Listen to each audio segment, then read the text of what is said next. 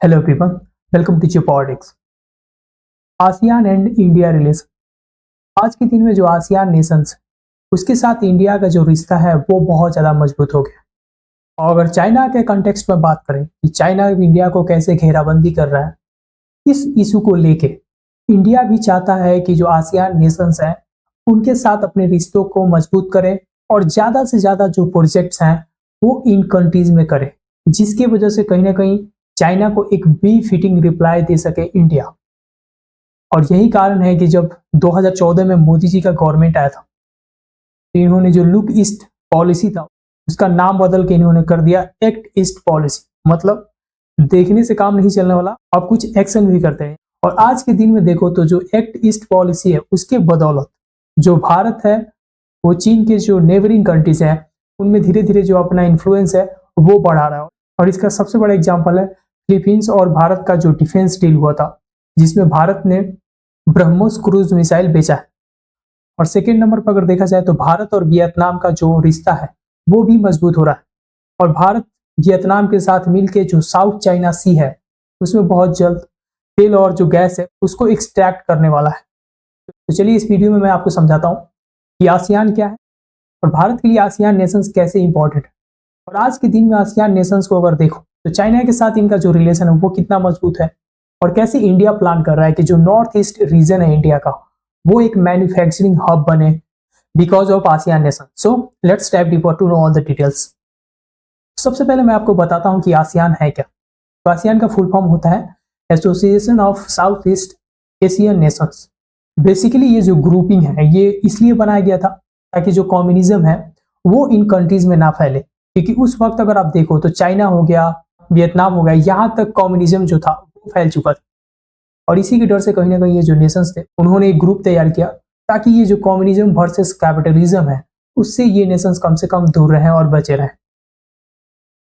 बाद में धीरे धीरे इनका जो पर्पस था वो बदल गया और आज के दिन में अगर देखा जाए तो ये जो ग्रुपिंग है वो क्या करता है, पॉलिटिकल इकोनॉमिक जो कोऑपरेशन है उसको प्रमोट करता है और दूसरी तरफ जो रीजनल स्टेबिलिटी है, मतलब कि वो देश आपस में लड़ाई ना करे किसी भी इशू को लेके, इन सब चीजों को ज्यादा प्रमोट करता है। और अगर इनके फाउंडिंग मेंबर का बात करें तो वो है Indonesia, Malaysia, Philippines, Singapore and Thailand. ये जो 5 कंट्री थे इन्होंने शुरुआत में क्या किया था, इस ग्रुप को क्रिएट किया था। बट आज के दिन में अगर देखोगे तो ये जो ग्रुप है उनके 10 मेंबर है।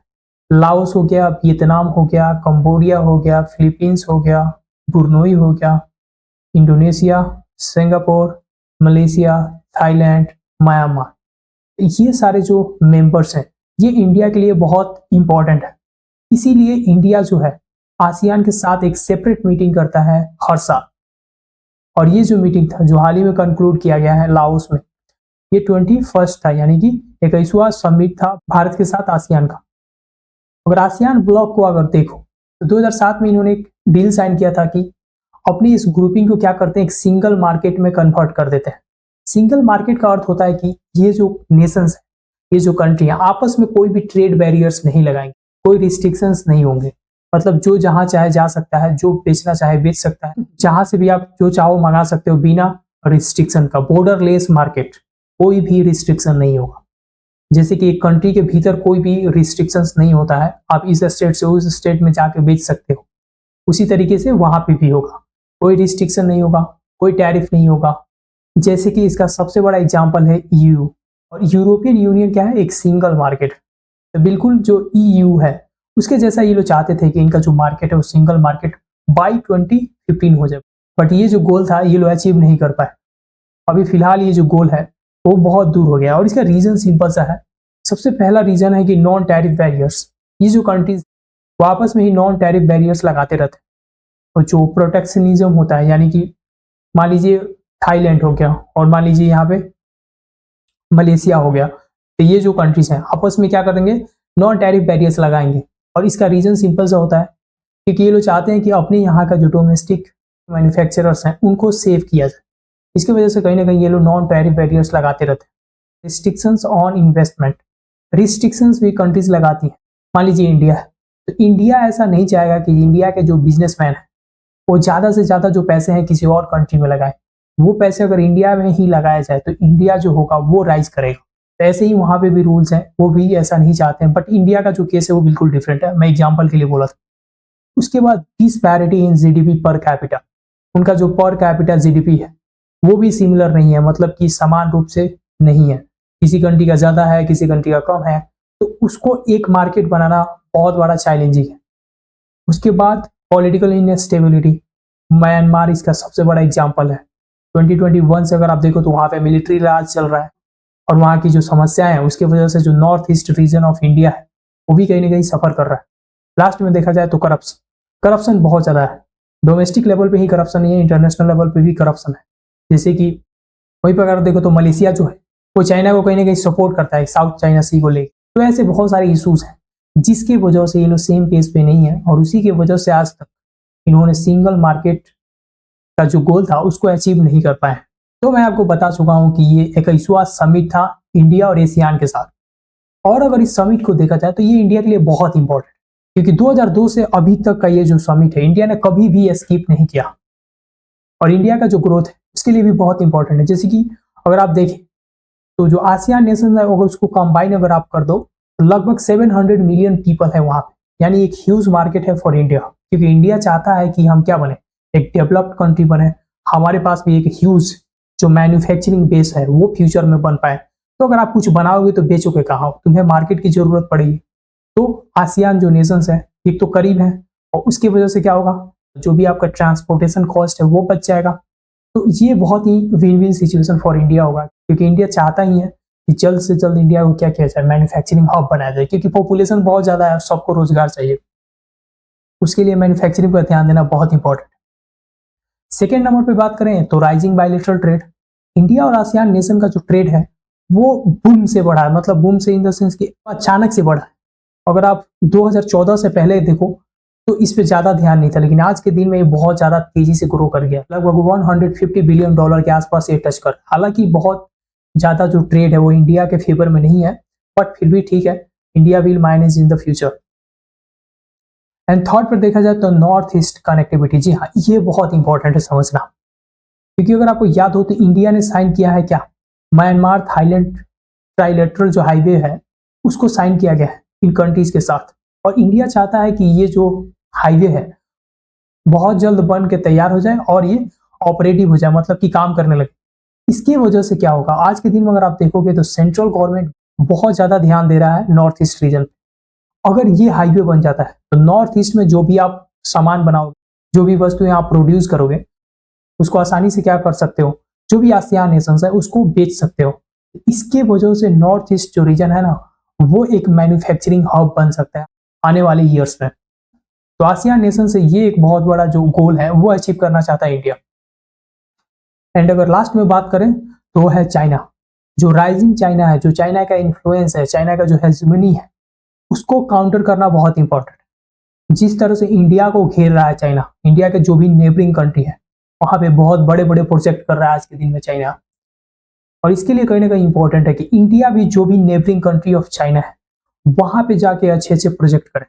हालांकि हमारा जो इकोनॉमी है उनके जितना नहीं है, बट इतना भी कम इकोनॉमी नहीं है कि हम लोग वहां पे जाकर प्रोजेक्ट नहीं कर सके। अगर बीते साल में देखा जाए तो इंडिया का जो फोकस है इस रीजन में वो बहुत बड़ा है, क्योंकि अगर आपको याद हो तो फिलीपींस के साथ ब्रह्मोस मिसाइल का जो डील था, वहीं अगर आप वियतनाम के साथ देखो तो वियतनाम के साथ भी इंडिया का जो ONGC है वो बात कर रहा है कि जो वियतनाम का एक्सक्लूसिव इकोनॉमिक जोन है साउथ चाइना सी में, तो वहां पे क्या किया जाए, पेट्रोलियम को एक्सट्रैक्ट किया जाता है। तो ये एक तरह से कह लो कि direct challenge to the hegemony of China है, क्योंकि चाइना जो है वो पूरा साउथ चाइना सी को बोलता है वो मेरा है। मतलब एग्जाम्पल से मैं अगर समझाऊं तो जैसे मान लो भारत है, और भारत कल को चल के बोले कि पूरा जो बे ऑफ बंगाल है वो मेरा है, उसमें कोई बांग्लादेश का अधिकार नहीं है, उसमें कोई म्यांमार का अधिकार नहीं, सारा जो है वो मेरा है। तो एक तरह से ये जो माइंडसेट है चाइना का, और इस माइंडसेट की वजह से वहां पे बहुत बड़ा डिस्प्यूट है। और आए दिन हम सुनते रहते न्यूज में, खास करके जो फिलीपींस है वो बहुत बड़ा विक्टिम है चाइना का। उसके जो भी पेट्रोलिंग वेसल्स होते हैं या जो भी उसके शिप्स होते हैं उसको आराम से डुबो देते हैं ये लोग, या उनको पेट्रोलिंग करने से रोकते हैं।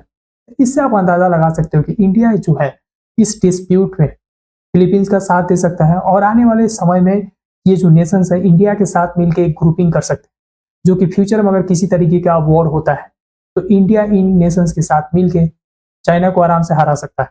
एंड फाइनली मैं आपको बताऊं कि चाइना और एशियान का, देखो आसियान मेंबर जो है उनके साथ है डिस्प्यूट है चाइना का, बट लगभग इन दोनों का जो ट्रेड है वो है $700 बिलियन का। इंडिया को देखो तो कितना है, $160 बिलियन का, और चाइना $700 बिलियन। और ऑफ कोर्स ये जो ट्रेड है वो पूरा चाइना के फेवर में है। और चाइना और आसियान का जो फ्री ट्रेड एग्रीमेंट था वो इंडिया के साथ ही साइन किया गया था। 2010 में दोनों का जो डील था वो साइन हुआ था। बट आसियान क्या है, रीकेप का मेंबर भी है, मतलब रीजनल कॉम्प्रिहेंसिव इकोनॉमिक पार्टनरशिप जो है उसका भी क्या है, ये आसियान मेंबर है।